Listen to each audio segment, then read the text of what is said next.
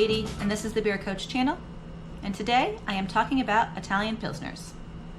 Now, this style is technically not on the BJCP style guidelines, but it's one of my favorites. And it's going to be one of the Pilsner style beers that I go over. This video could be great if you are studying for a Cicerone exam or a BJCP test. But why listen to me?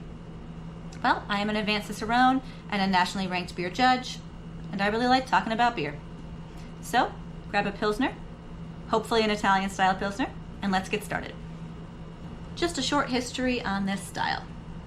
In 1996 in Como, Italy, at a brewery called Birrificio Italiano, their brewer, Agostino Aurelio, wanted to brew a German Pilsner, and he wanted to model after Gevaert Pils. But he also borrowed a technique from his English brethren called dry hopping. Once the beer was done, it didn't quite taste like a German Pilsner, so he named it kind of Pilsner. And in Italian, that is tipo Pils. So the Italian Pilsner was born in Italy. Lucky for us, an American was traveling in Italy, and his name was Matt Brynildsen. He worked at Firestone Walker out of Paso Robles, California, and was their brewmaster. He loved this beer and brought it back to his brewery, tried it out, tweaked it, and created Pivo Pils. The Italian Pilsner was brought to the US, and the rest is history. Today I am drinking L'Ultima Moda Italian Pilsner from Wild East. They are out of Brooklyn, New York, and have been around since 2020. They use a single decoction mash, and they rotate the noble hops they dry hop with. I would also assume they use Continental Pilsner malt and German lager yeast. Checking aroma. Malt is cracker and some bread notes, fairly low. Hops dominate. Herbal and grassy, very punchy, a little bit higher level than your German Pilsner. No strong ester or phenolic character, very clean lager yeast, and just a touch of sulfur that's dissipating very quickly, to be expected for style. For appearance, it is straw in color, brilliantly clear, and it had a thick, moussey white head when it was poured that dissipated slow.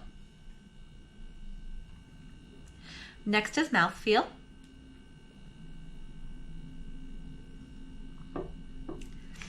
Moderately light body with a moderately high carbonation. No astringency, alcohol warmth, or creaminess, but a nice prickliness on the palate. And of course, flavor.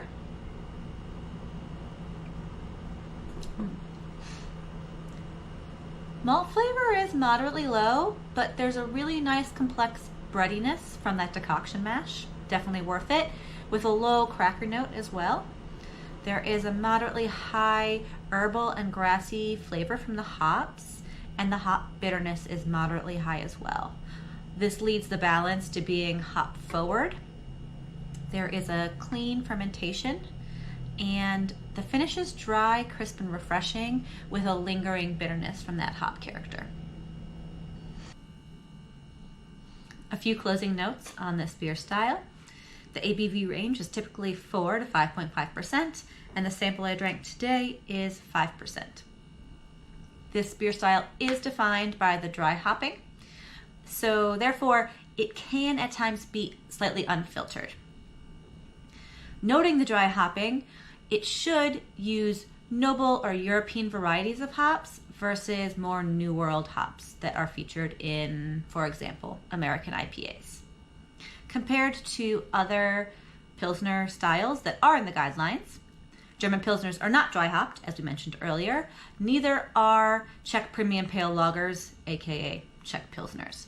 Those Czech Pilsners are also a little bit bolder in their malt profile and a little bit more subdued in their hop character. They traditionally use Saaz hops. And the New Zealand Pilsner, which is dry hopped, usually uses those New World hops, which are more tropical, fruit forward. There are no classic examples since this isn't in the guidelines, but the two I mentioned earlier are the quintessential examples, so the Tipo Pils and the Pivo Pils. Thanks for checking this one out. This one has been especially fun because I love this beer style. I've been the Beer Coach. Be sure to like and subscribe, and let me know in the comments what you want to be beer coached on next. Cheers.